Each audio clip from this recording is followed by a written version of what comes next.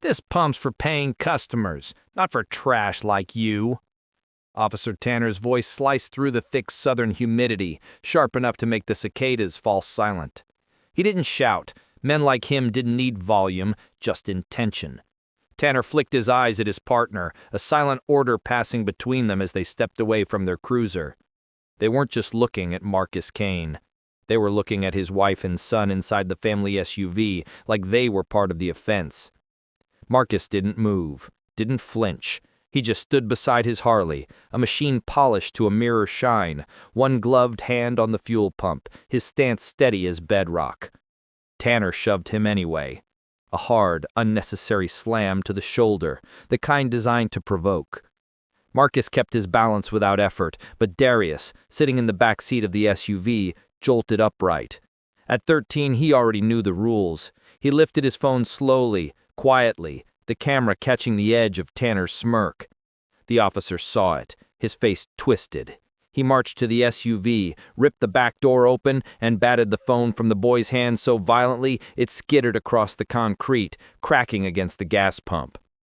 "Hey!" Tanya screamed from the driver's seat. Before she could move, Blake, Tanner's partner, leveled his taser at her chest. "Stay in the car," he barked, the electric hum of the weapon building. They thought they were teaching a problem family a lesson. They thought Marcus was just another black man they could lean on, threaten, scare. They had no idea who he used to be.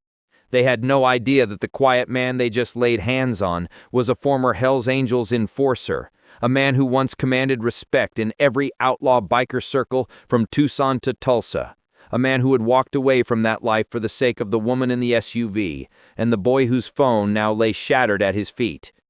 They thought they'd found an easy target. They thought wrong.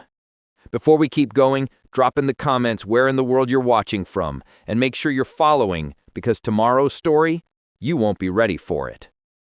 The late afternoon heat settled over the Kane family like wet wool. The sky burned orange behind the gas station's broken sign, buzzing weakly with half-dead fluorescent tubes. Marcus stood in the open, the sun catching the metal studs of his old biker vest, the same vest he'd tucked away years ago, but pulled out today for the long ride back from his brother's place. He hadn't worn the colors in years, but even hidden beneath the riding jacket, the shape of the old patch was unmistakable. Tanya watched him through the windshield, her fingers white-knuckled around the steering wheel. She'd been married to Marcus long enough to recognize danger before it arrived. And danger, right now, was walking straight toward them.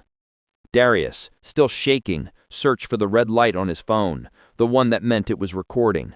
The screen was dark, a spiderweb of cracks crossing it like broken ice. The boy swallowed hard. He'd seen videos just like this, boys like him filming for their lives.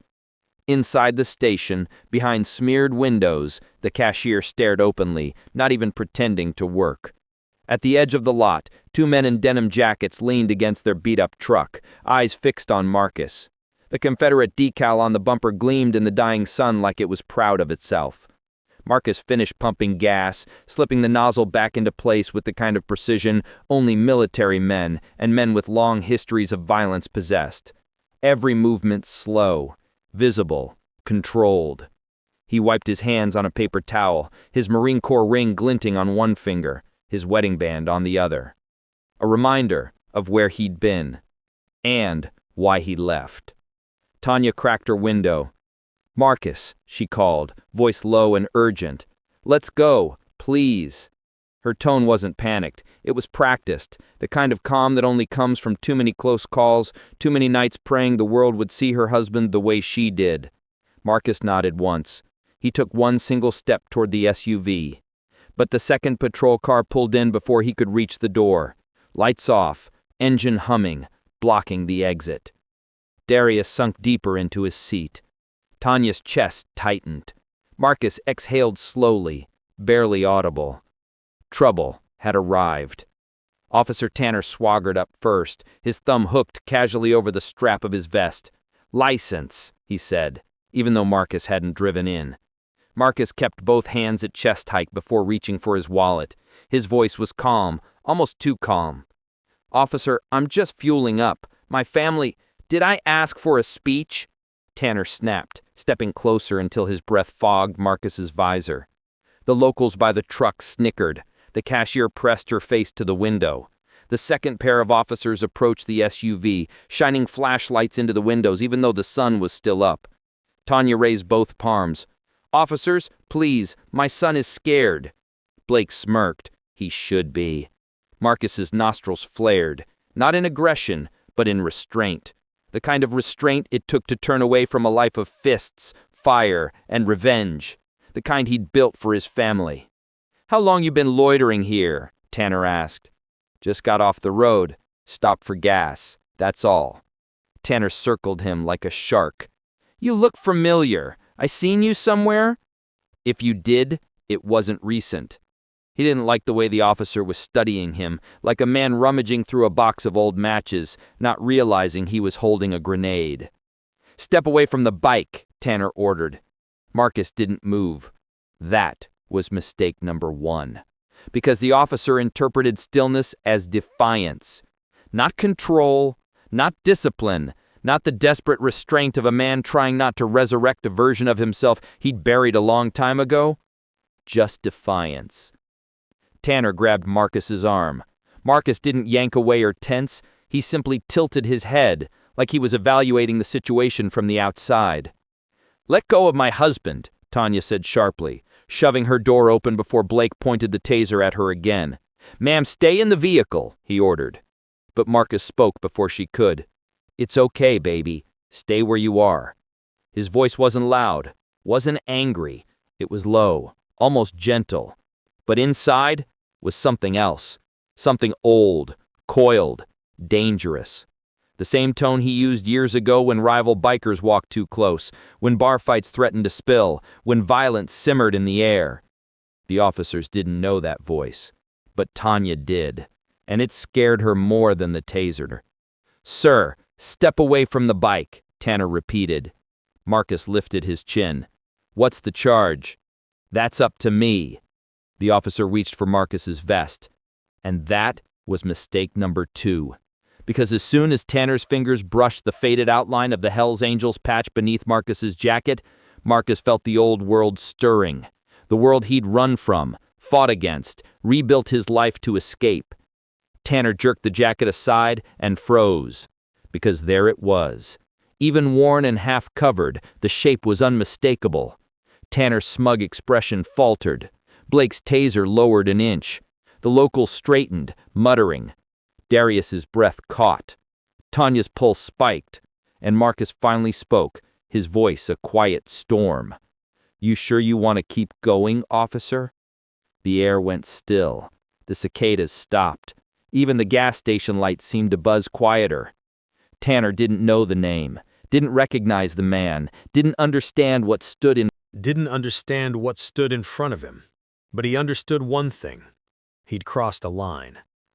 Marcus stepped forward, just once, not intimidating, not aggressive, simply reclaiming space that had been stolen. The officers stiffened. Because in that single step, they finally realized they weren't dealing with trash. They weren't dealing with a victim. They weren't even dealing with a criminal. They were dealing with a man who had once commanded fear, loyalty, and silence from some of the most dangerous groups in the country. A man who walked away from a life of blood and fire to raise a family in peace. A man whose patience had limits, and they were standing on the edge of them. For a full 5 seconds, no one moved. The gas station felt suspended in its own orbit, fluorescent lights buzzing, cicadas droning in the trees beyond the lot, humidity clinging like a wet blanket. Marcus stood still as stone, his eyes locked on Officer Tanner, while the officers recalibrated what, exactly, they were dealing with. Tanya's breath trembled through the cracked window, her fingers wrapped so tightly around the steering wheel her knuckles were bloodless. She knew the look on her husband's face, knew the way his jaw set, the slight shift of his shoulders, the way he planted his feet. It wasn't anger. It was the readiness of a man who had lived too long with violence to ever be caught unprepared. Darius stared wide-eyed, frozen between fear and awe. The boy had only heard stories, rumors whispered by relatives who'd known Marcus before Tanya, before the Marines, before fatherhood softened the hard edges of a life carved by fists and fire. He'd never seen that version of his father's surface. Not until now. Officer Blake adjusted his grip on the taser, his earlier swagger fading. He leaned slightly toward Tanner. Tanner, maybe We're doing our job, Tanner hissed, refusing to look away from Marcus. Man's obstructing, resisting a lawful order. I haven't resisted you once, Marcus said, voice low. Not even when you laid hands on my son. A ripple of something passed over Blake's face, discomfort, maybe even conscience. But Tanner? His ego flared like a struck match. Men like him thrived on dominance, not de-escalation. Especially not when the man standing in front of them refused to shrink. Tanner puffed his chest. Don't play victim here. Your boy was interfering. Didn't your kind learn to... Marcus took a slow breath through his nose. That was it. That was the edge. Tanya flinched. She knew her husband better than anyone alive. She knew the discipline he practiced daily, the restraint he lived by, but she also knew he had lines, and disrespecting their child was one of them. Tanner, Blake whispered urgently, just back off a second, something's off here. Shut up, Tanner snapped, refusing to look away from Marcus. I've got this. He didn't. The air was shifting. A new vehicle pulled into the lot, an old black Chevy van, windows darkened, engine humming like an old beast waking up. The locals by the pickup glanced at it, then at Marcus, then back at the van. Their smirks faded. Even they sensed the atmosphere tightening. Inside the SUV, Darius whispered, barely audible, "Dad, please don't." His voice cracked on the last word. Marcus heard it. Felt it. And that alone kept him grounded. I'm not here to cause trouble, Marcus said calmly. My family and I... Your family is the reason people like us even have to be out here. Your wife screaming, your kid filming, exactly the behavior we're trying to clean up. Marcus's fist slowly curled at his side. Blake stepped back a full pace. He had just realized something. Marcus wasn't threatening them. Marcus was containing himself. And the kind of man who had to contain himself this carefully? That man was dangerous. Let me see your permits for the motorcycle, Tanner demanded. It's registered. Insurance is current. Everything is legal. Then hand over the paperwork, now. Marcus reached toward his saddlebag. Slow. Visible. Deliberate. But Tanner's hand flew to his gun. Don't move! The shout echoed across the lot like a gunshot. Tanya screamed. Darius ducked. Blake swore under his breath and raised a hand as if to block an escalation. Jesus, Tanner, he's just reaching for... Don't move! Tanner barked again, stepping back and unholstering his weapon fully. Marcus froze. Both hands visible. No sudden movements, no aggression. But his voice shifted. Deeper. Darker. You point that gun at me again, he said softly. You better intend to pull the trigger. The men by the Confederate truck stopped grinning. Even they weren't about to interfere in something this real. Behind the window, the cashier backed away from the glass, her face pale. The black Chevy van idled quietly by pump 8, engine humming low and menacing. A single figure sat in the passenger seat, a silhouette, watching. Tanner's voice cracked at the edges, the first sign he realized he had stepped into something far bigger than he understood. Put your hands up, he demanded. Marcus didn't move. Hands up, Tanner yelled again, louder, voice shaking.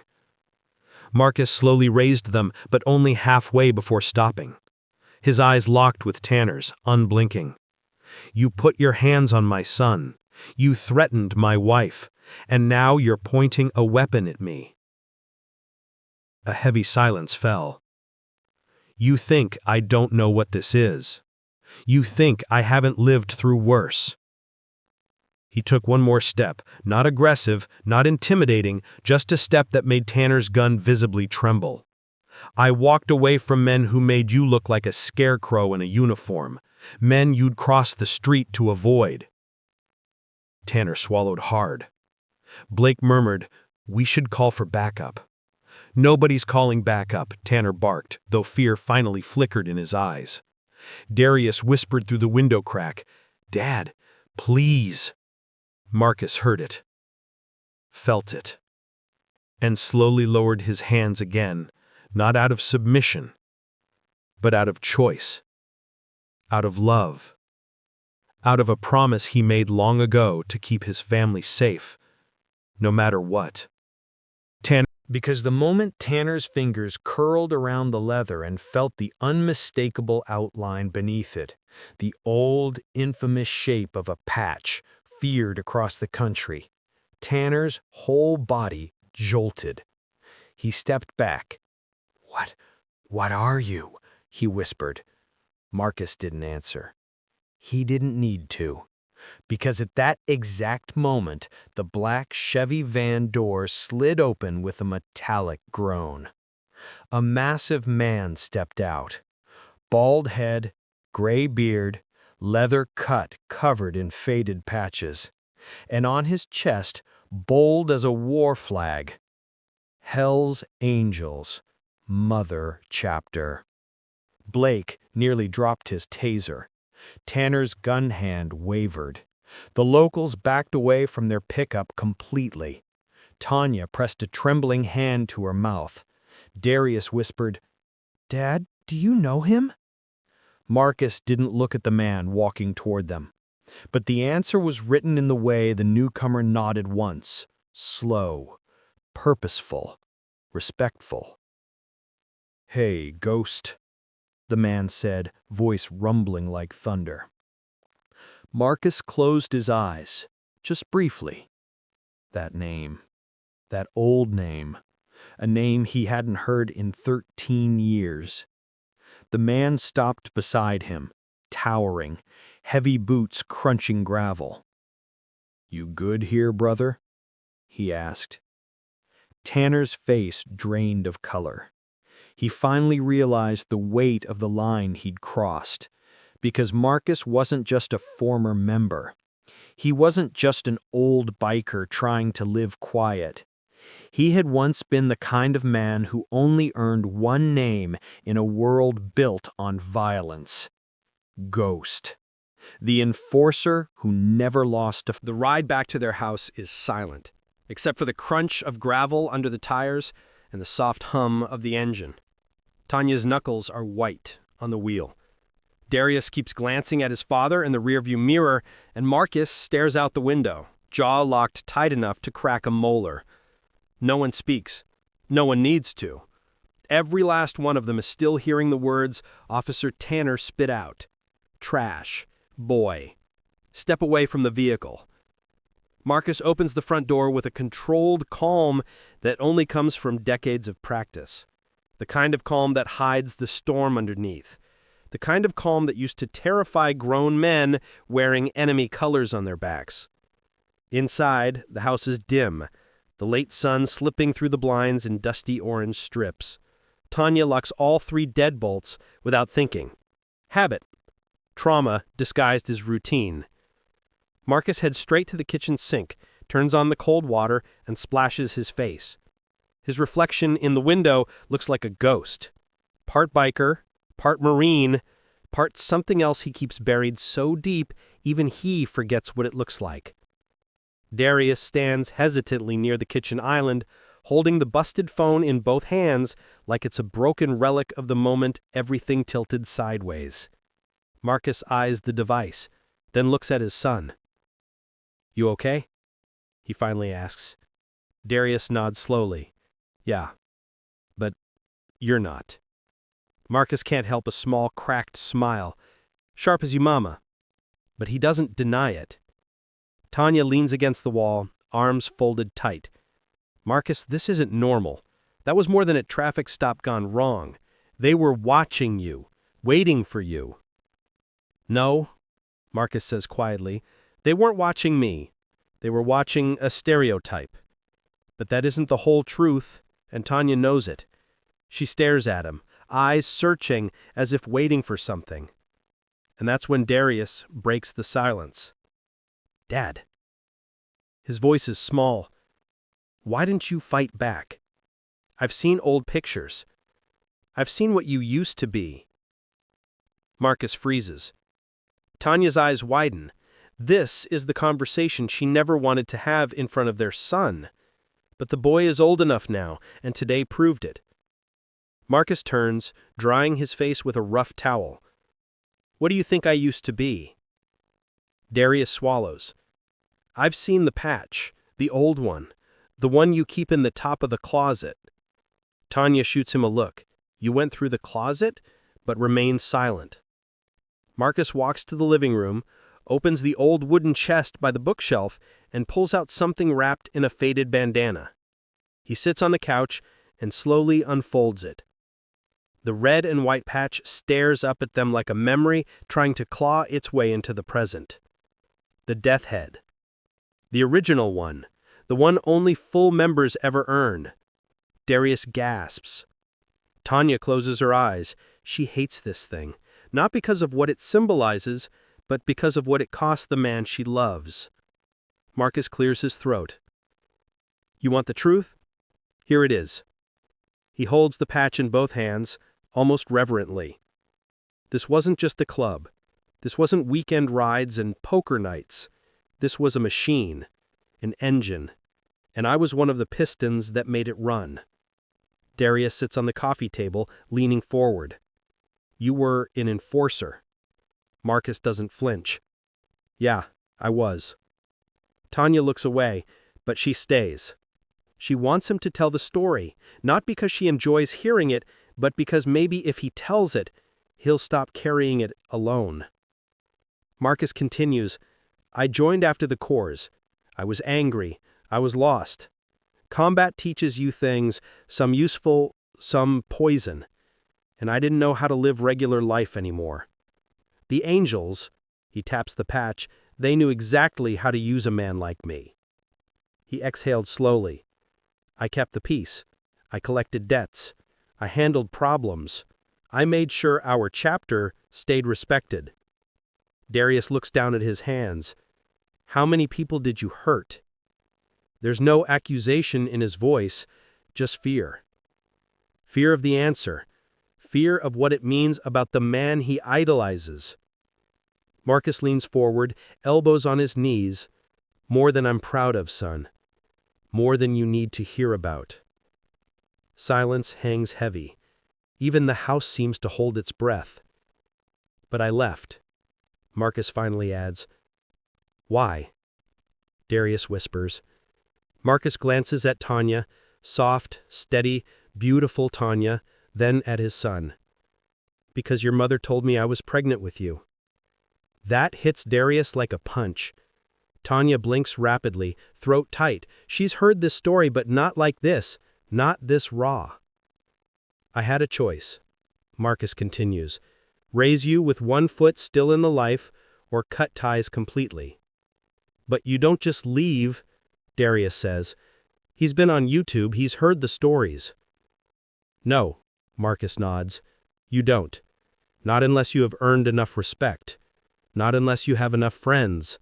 Not unless you have spilled enough blood on their behalf that they believe you when you say you're done. A chill runs through the room. So how did you leave? Darius presses. Marcus's eyes darken with memory. I saved a man's life, a man higher up than me. We were outnumbered, outgunned, and I carried him out of a situation no one walks away from. He shakes his head. It cost me a lot, physically, mentally, but afterward, he granted me a release, a real one, clean. That's the only reason I'm alive today. Darius stares at him like he's seeing him for the first time. And the cops? Tanya asks quietly. Do they know? Marcus laughs, but there's no humor in it. Most don't. And the ones who do, they don't care. I'm just another black man on a Harley in their eyes. The patch doesn't protect me. The Corps doesn't protect me. Hell, being a husband and father sure doesn't protect me. He gestures toward the door, toward the world beyond. Today proved that. Tanya moves to sit beside him, placing her hand on his. So what happens now? She whispers. Marcus looks at his son, then at the broken phone, then at the patch in his lap. Now, he says finally, now I decide whether to stay the man I became for you, he nods toward Darius, or become the man I used to be.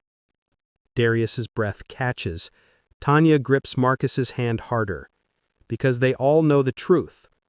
What happened at the gas station wasn't random. It wasn't accidental.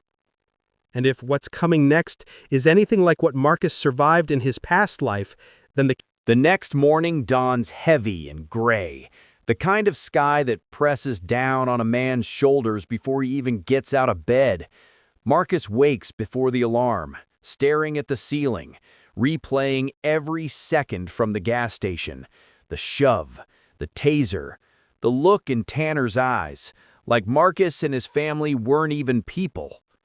He shifts slowly, his back aching from old injuries that never fully healed.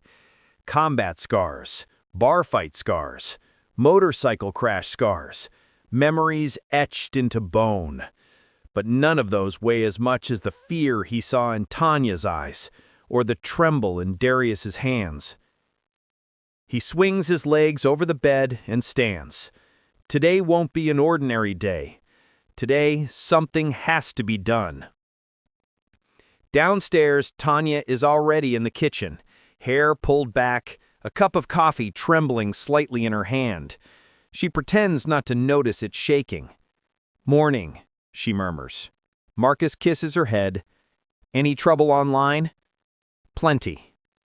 She turns her phone around so he can see the comments.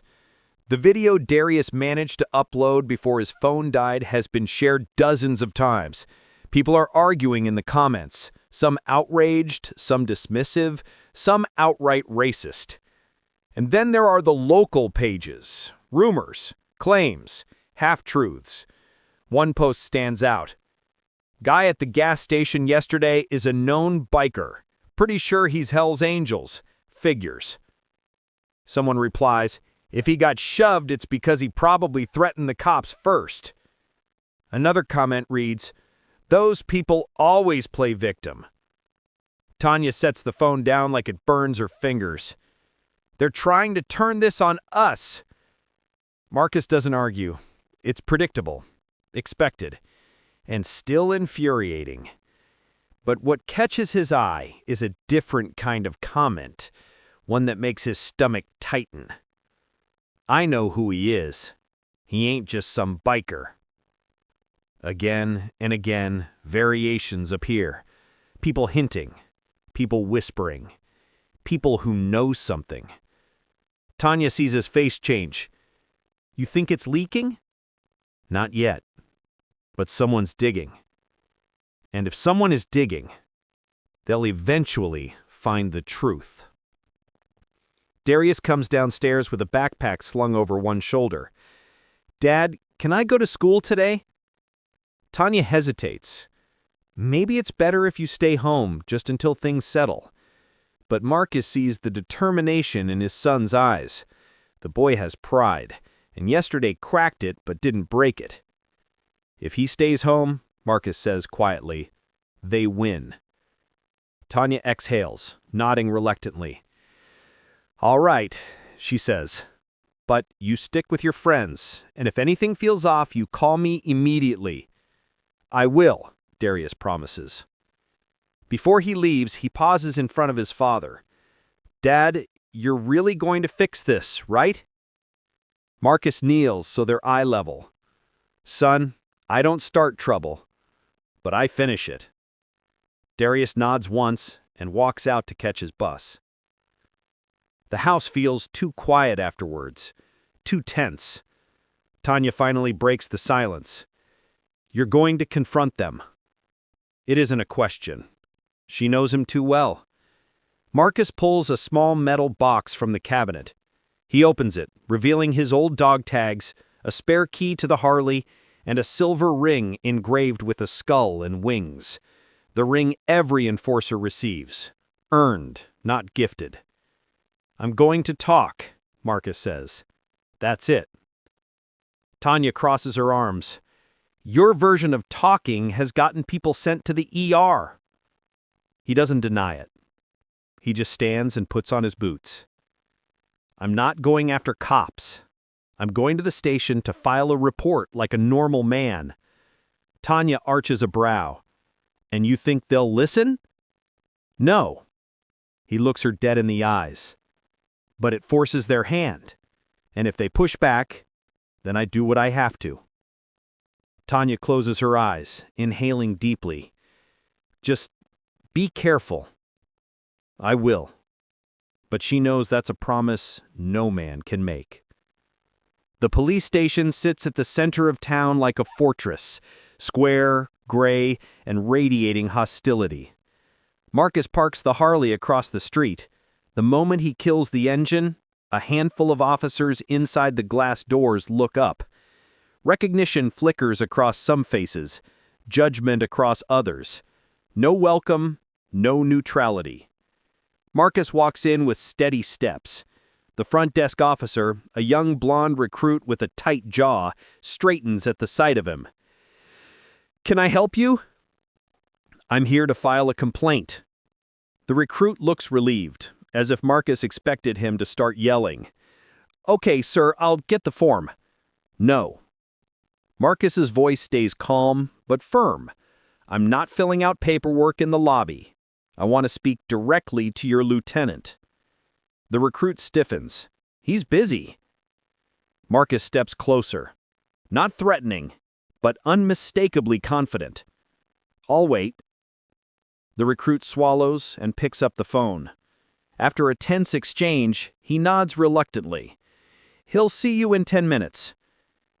Marcus waits. 10 minutes becomes 20. 20 becomes 40. He stands the whole time, a statue carved from muscle and patience. Every officer walking in or out stares at him like he doesn't belong there. Some whisper, some smirk, some look nervous, which tells Marcus they recognize him from a past they probably wish he didn't have. Finally, the lieutenant steps out. Lieutenant Grayson, mid-50s, tired eyes, a mustache that seems older than the building. He motions toward his office. Inside, Grayson sits behind his desk. Marcus sits across from him, arms folded. "I saw the video. It doesn't look good." "That's one way to put it." Grayson sighs. "You know how these things go. He said, she said. Body cam didn't catch all of it. Because Tanner turned it off. That's a serious accusation. It's a serious crime." Grayson studies him. "Look, Mr. Kane, I've been around long enough to know your background." Marcus raises a brow. "That a threat?" "A fact. And you and I both know that going after an officer never ends well for anyone involved." Marcus leans in slowly. "Lieutenant, I'm not here to threaten anyone. I'm here because 2 officers assaulted my family, and you're sitting here talking to me about my past instead of theirs." Grayson drums his fingers on the desk. "I'll talk to Tanner. That's the best I can do." "No." Marcus says, "It's not." Grayson's eyes narrow. "You're pushing the limits of my patience. And you're pushing the limits of mine." The temperature in the room drops 10 degrees. Marcus stands. "Do your job, Lieutenant, because if you don't, then I'll do mine." Grayson stands too, but there's uncertainty in his posture now. What exactly does that mean? Marcus doesn't smile. He doesn't blink. He just says one sentence before walking out the door. It means you don't want to find out.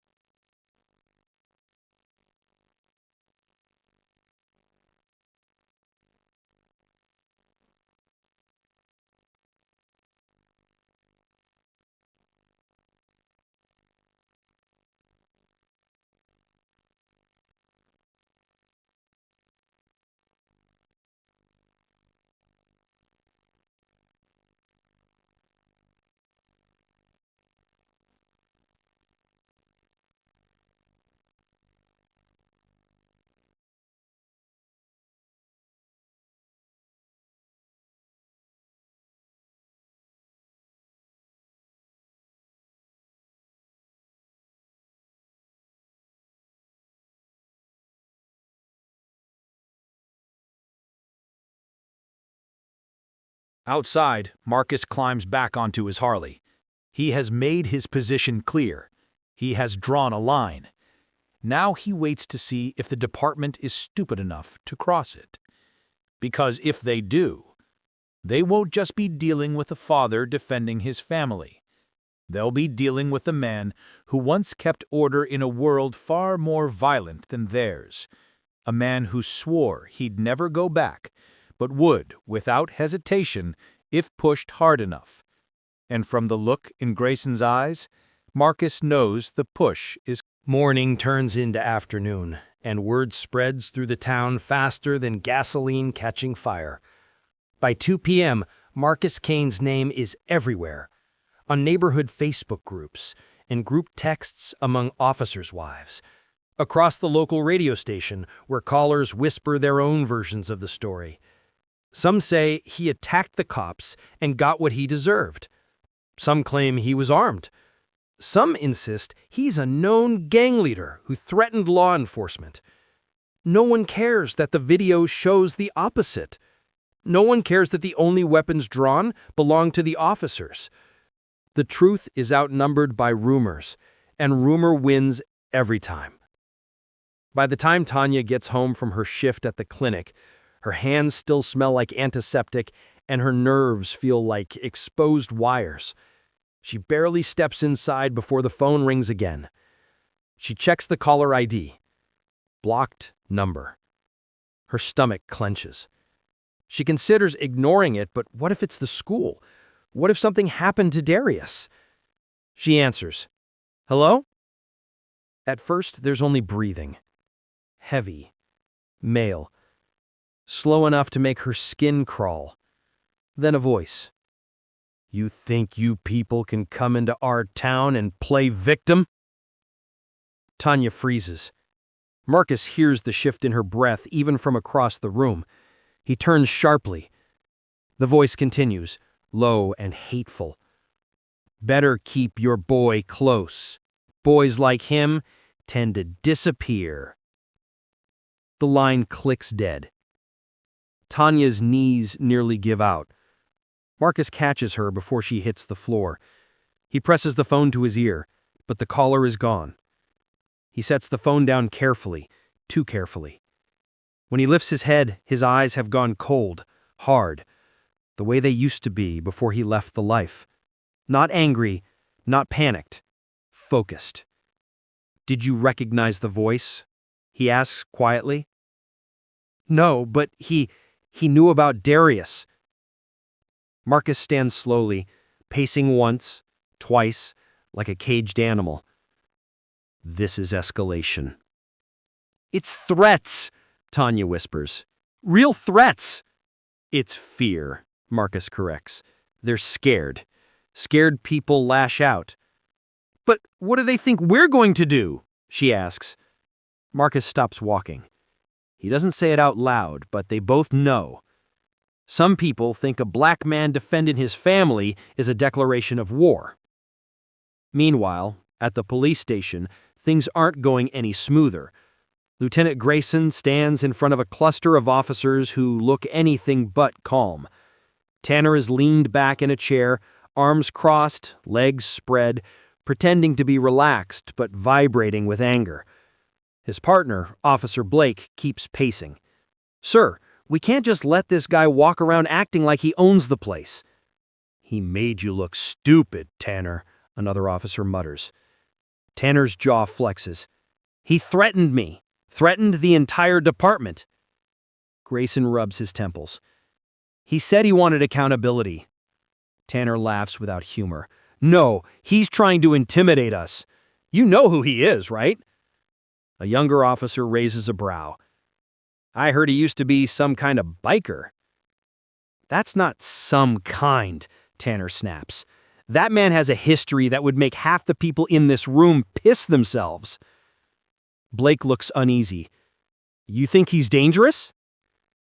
Tanner leans forward, lowering his voice. "I think men like him don't walk into a police station to file complaints. They walk in to measure the room." Grayson's face darkens. "Whatever he used to be, he's a civilian now. We follow protocol. No harassment, no retaliation." Tanner's grip tightens on the chair. "But he—" "No." Grayson cuts him off.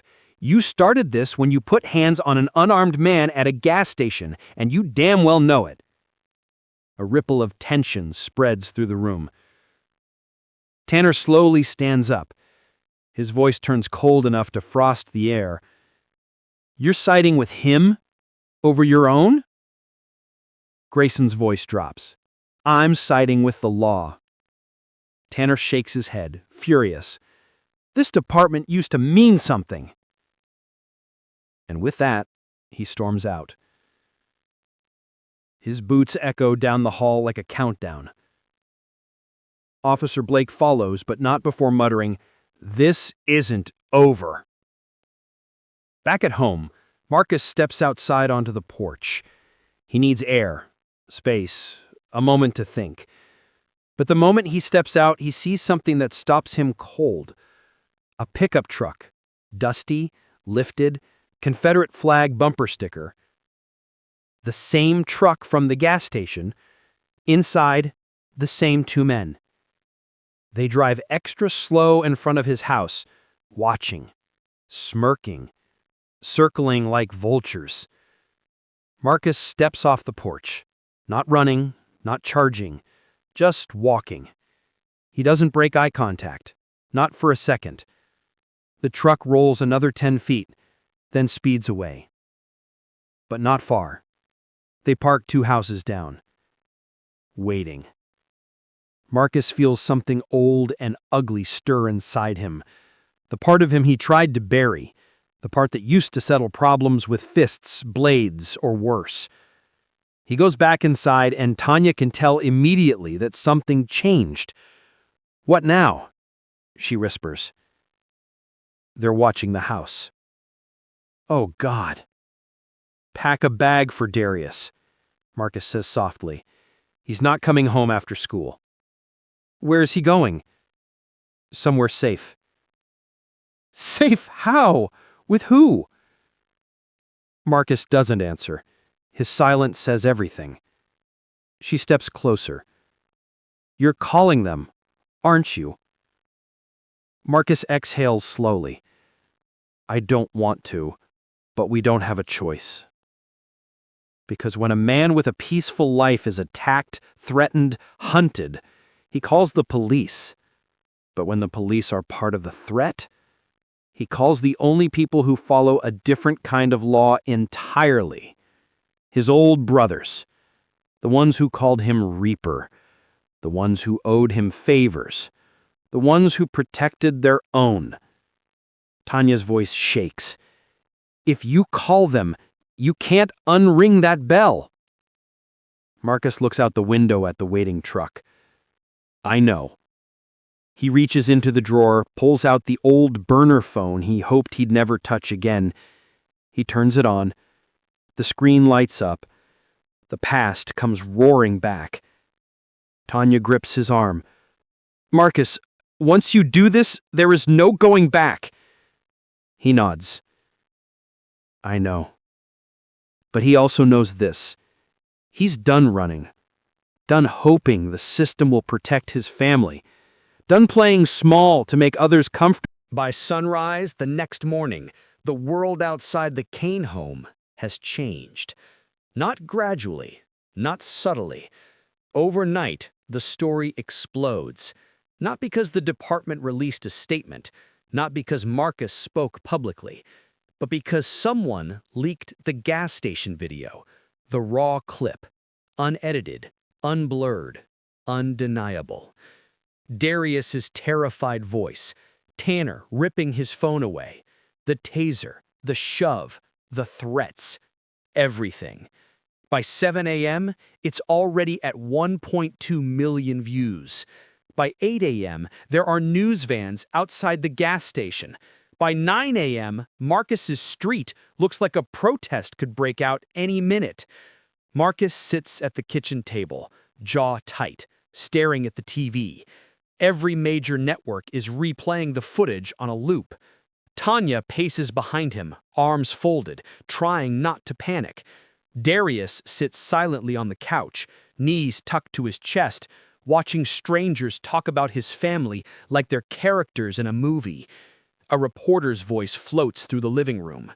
The man in the footage has been identified as Marcus Kane, age 39, a decorated Marine veteran.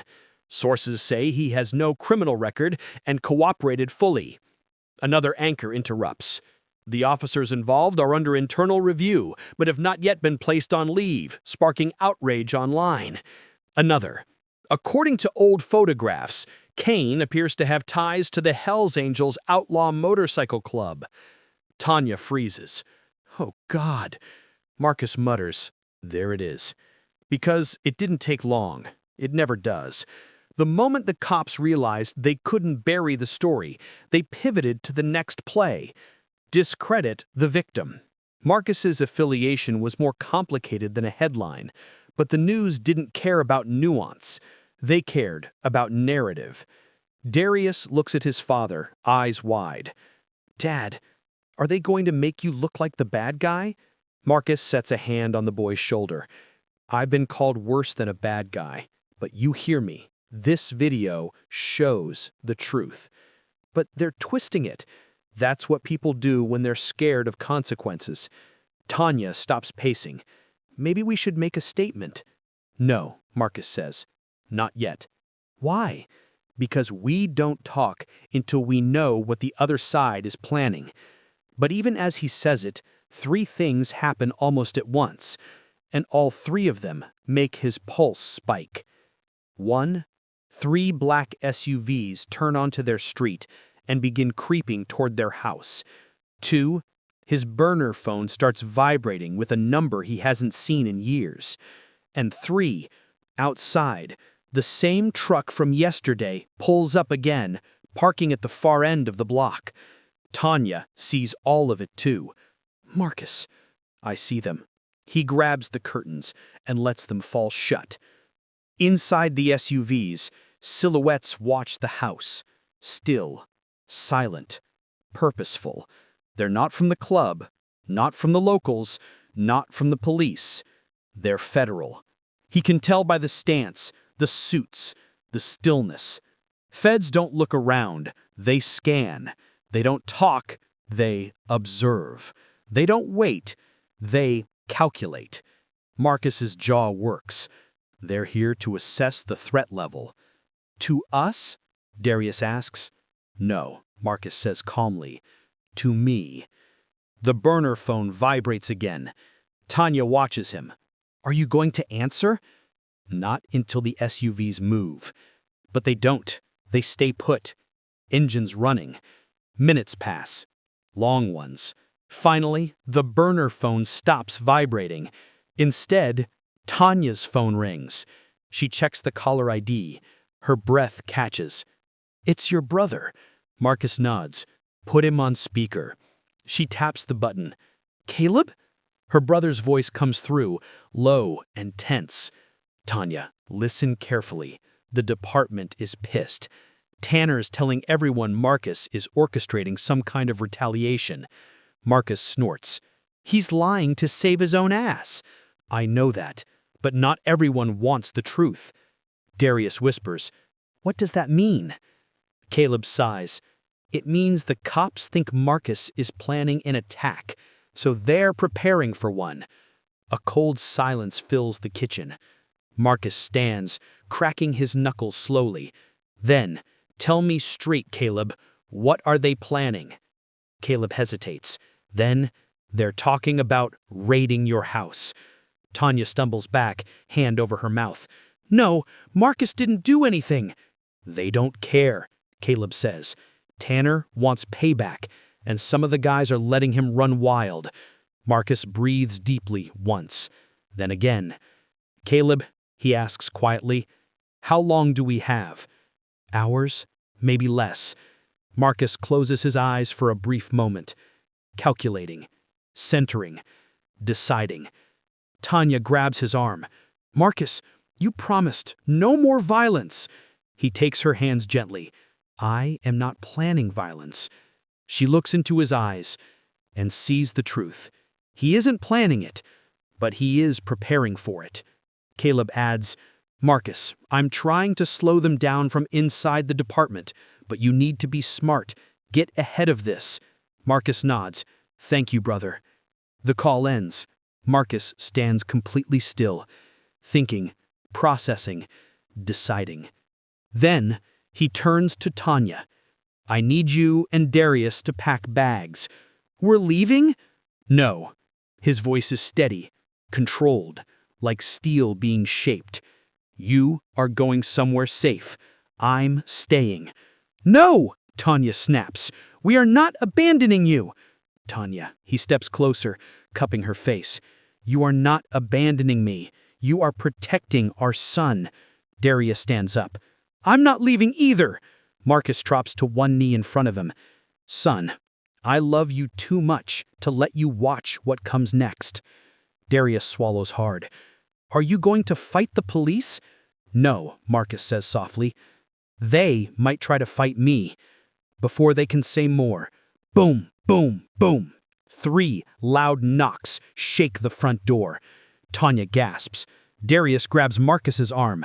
Marcus motions them back, calm but sharp.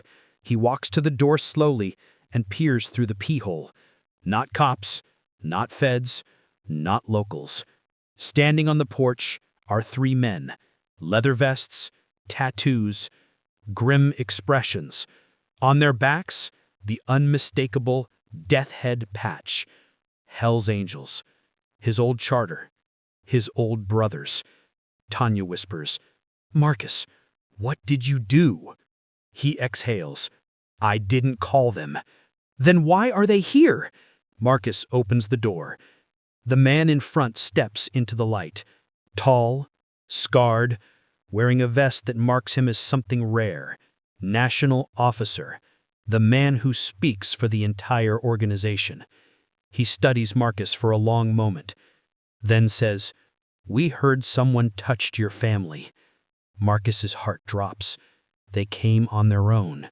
Not because he called, not because he asked, because family, real family, doesn't wait for permission.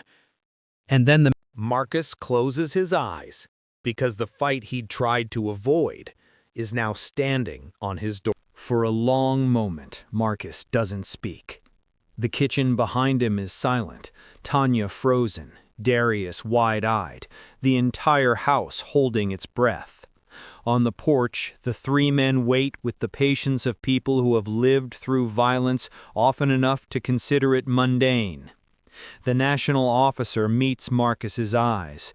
There's no smirk, no swagger, no posturing, just a simple, steady presence, the kind that comes from a man who's done terrible things and doesn't need to prove he's capable of more.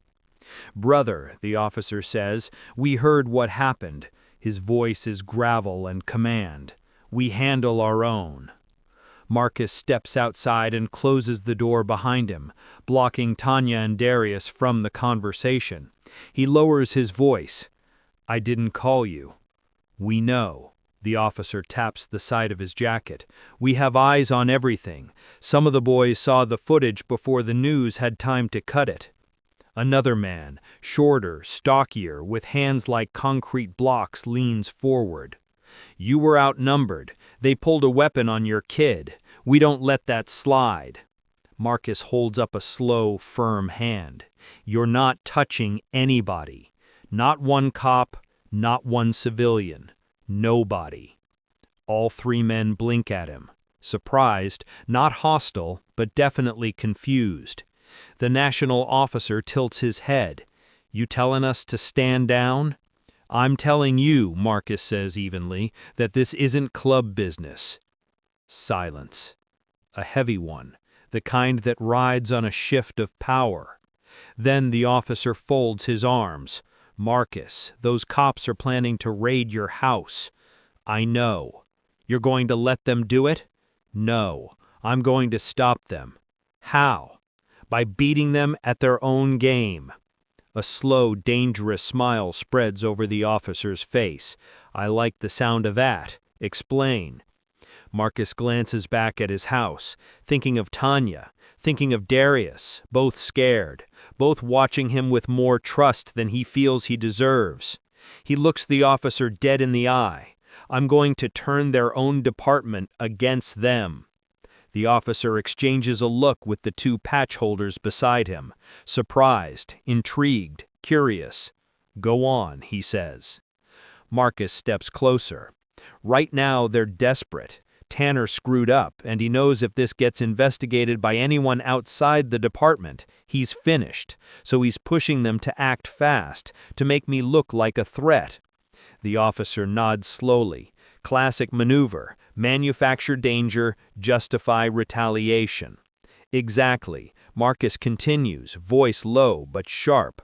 "But if they raid my house and find nothing, they look reckless. If they raid my house while I'm cooperating, they look unhinged. If they raid my house while federal agents are watching—" All three men whistle softly, impressed. The stocky one says, "You're going to let the feds watch the locals hang themselves." Marcus nods. "Because right now the feds think I'm a wild card, a possible retaliatory threat. But the moment I start cooperating with them, the moment I tell them everything, Tanner and his crew lose control." The national officer flicks ashes from an imaginary cigarette. "You're talking chess while these boys are playing checkers." "Exactly. And you want us to?" "I want you off the street," Marcus says firmly. "No visits, no call-outs, no following cops, no showing up in numbers. If the department senses even a whiff of retaliation, they'll use it as justification." The officer studies him with new respect. "You're asking us to show restraint?" "I'm asking you," Marcus corrects, "to let me handle this the right way. Legally, smart, clean. No blood." The stocky guy snorts. "In our world, clean is overrated." Marcus steps even closer, voice steel. "In my world, my son comes first." That hits. All three men straighten a little. No one on that porch would challenge a father putting his kid above everything. The officer nods slowly. "All right, you want time? You got it. We'll pull everyone back." Marcus releases a breath he didn't know he'd been holding. "Thank you." "But Marcus," the officer says, leaning in, "if they cross the line again, you call us. No hesitation." Marcus doesn't answer, because he can't. Because agreeing would drag him back into a life he already walked away from. Because refusing would insult the men who came without being asked. The officer reads the silence perfectly. He pats Marcus's shoulder once, heavy, meaningful. "Stay sharp, brother." The angels walk back to their bikes. 3 engines roar to life, then fade into the distance. When Marcus steps back inside, Tanya is standing in the hallway, arms crossed, shaking, not in fear, in anger. "What did they want?" she demanded. Marcus closes the door behind him. "To help." "And?" "I told them no." She wipes her eyes with the back of her hand. "Marcus, are we safe?" He kneels in front of her, hands on her hips. "I'm going to make sure you and Darius are safe, but I need you to trust me." "I do, but you're one man." He looks her dead in the eye. "And I'm not fighting this alone." She frowns. "What does that mean?" Marcus rises and walks to the kitchen table. He grabs his keys, his phone, and the old leather notebook he hasn't opened in years. Darius watches him carefully. "Dad, where are you going?" He kneels beside him. "I'm going to talk to someone who can help." "The club?" "No," Marcus shakes his head. "Not them. Someone else." "Are you coming back?" He pulls him into a tight hug. "Always." Tanya touches Marcus's arm as he stands. "Who are you going to?" Marcus looks to the window, towards the SUVs still idling outside. "The only people the local department is scared of." "The feds?" Tanya's breath catches. Marcus nods once. "Time to tell them everything." "What if they arrest you?" "They won't." His voice is calm, resolute. "Because I'm not a threat, and because right now they need me more than I need them." She steps closer, folding into him. "I'm scared." "I know." He holds her, steady. "But this is the turning point." He separates gently, gives her one last look, and opens the front door. Across the street, the federal agents straighten the moment he steps on the porch. They weren't here to intimidate him. They were here, waiting. For this. For him to make the first move.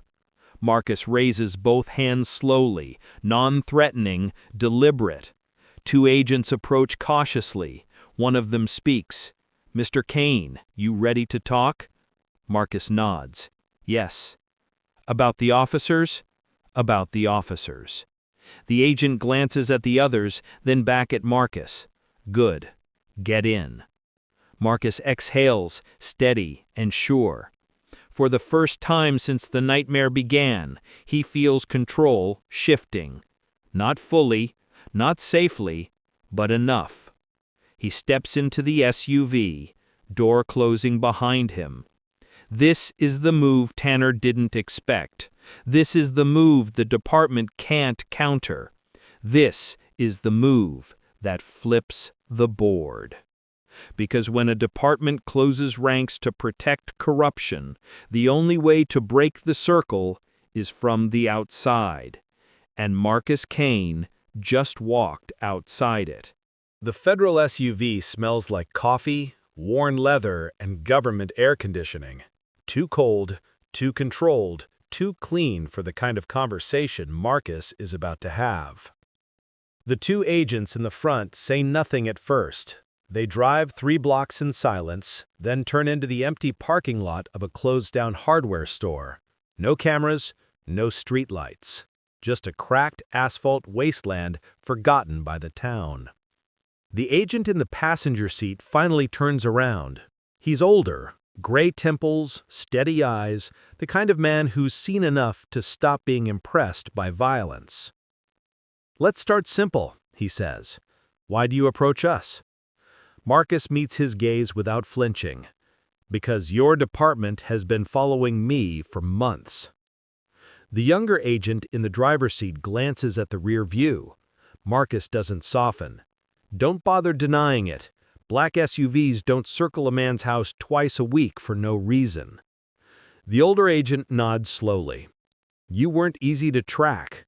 We had to watch your routine for a while." "My routine is my family, my people, my work, my son's school. That's all." The agent folds his hands. "But your past isn't routine, and your name still carries weight in certain circles. Marcus leans forward, voice calm but sharp. If I wanted to activate those circles, I could have done it years ago. The older agent sighs. Then tell us why you walked away. Marcus hesitates. Just for a second. Just long enough for the weight of memory to press a thumb into his ribs. He pictures the night he left the Angels, the meeting, the vote, the blood oath broken without shedding blood, the quiet understanding that walking away didn't erase who he had been, but it had protected who he needed to become. For them, Marcus says, nodding toward his home. For my wife, for my son. Everything I've done has been for them. The older agent studies him. He believes it. Most men lie when they say they changed for their families. Marcus doesn't have that problem. He carries the truth in the scars across his knuckles and the softness in his voice when he speaks about Tanya and Darius. The younger agent clears his throat. Mr. Kane, what exactly do you want from us? Marcus sits back.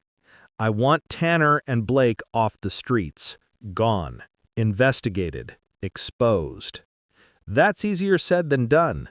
No, it's easier than you think, because your people have been waiting for a reason to step in.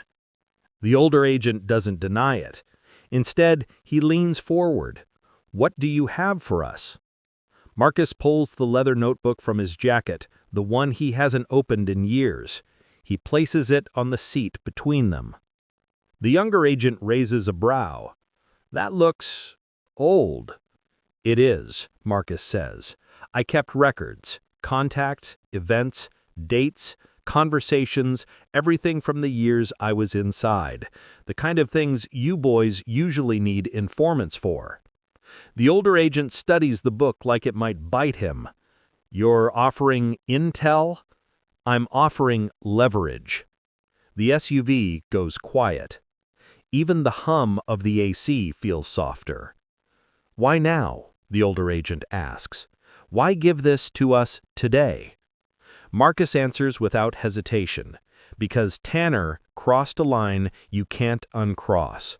Because he pointed a taser at my wife. Because he smashed my son's phone.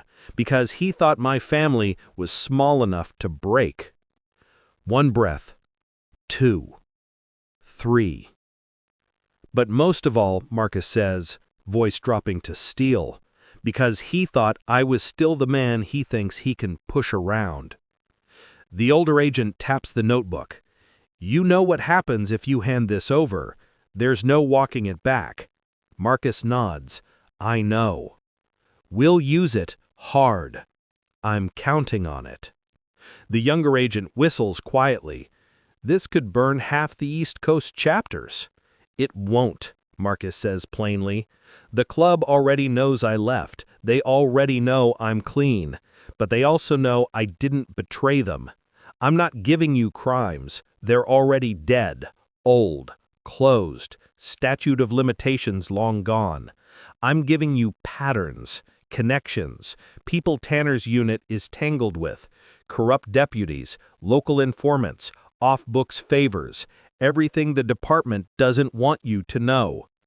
Now the agents understand. This isn't a betrayal, it's a purge. And what do you want in return? The older agent asks. Marcus folds his hands, thinking through each word. Protection for my family, body cam reviews, internal investigations, pressure on the chief, eyes on Tanner, eyes on Blake, eyes on anyone they tried to use to make a move on us. The older agent nods. That's fair. No, it's necessary, Marcus corrects. The older agent reaches for the notebook, but Marcus doesn't let go immediately. He locks eyes with the man. Once. Hard.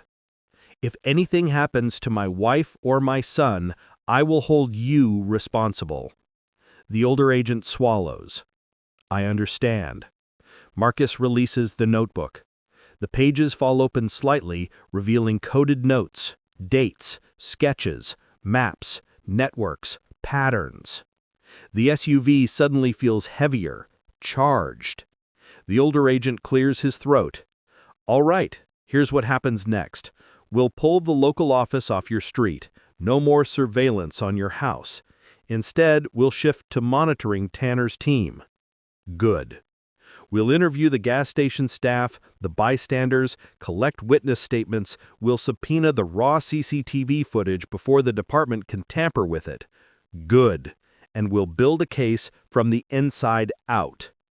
Marcus nods. "That's all I need." The younger agent starts the engine. "We're taking you home." But Marcus shakes his head. "No, drop me off 2 blocks away." The older agent raises a brow. "Why?" "Because if Tanner is watching, and he is, he'll think you didn't convince me to talk." The older agent smiles slowly. "You're smarter than most people give you credit for." "No," Marcus says, opening the door. "I'm just protecting what's mine." They let him out in the shadows between 2 closed storefronts. The SUV pulls away without fanfare. Marcus walks home slowly, calmly, like a man who has already decided how the night will end. When he steps into the house, Tanya rushes toward him. "Are you okay? What happened?" Marcus pulls her close. "They're backing off." "And the police?" "They won't dare touch us. Not now." Darius peers from the hallway. "Dad, you sure?" Marcus kneels beside him. "Yeah, I'm sure." "How?" Marcus places a hand on his son's shoulder. "Because men like Tanner think power comes from fear." He pauses. "But real power, true power, comes from control. And tonight we took it back." Tanya exhales shakily and hugs him again. Marcus holds his family tight, the weight of the night settling into his bones. Outside, the crickets chirp, a porch light flickers, the neighborhood sits quiet and still. But inside Marcus's mind, a different sound fills the silence. The slow, steady collapse of a corrupt department. The unraveling has begun. And this time, it won't stop until every last piece falls exactly where it needs to.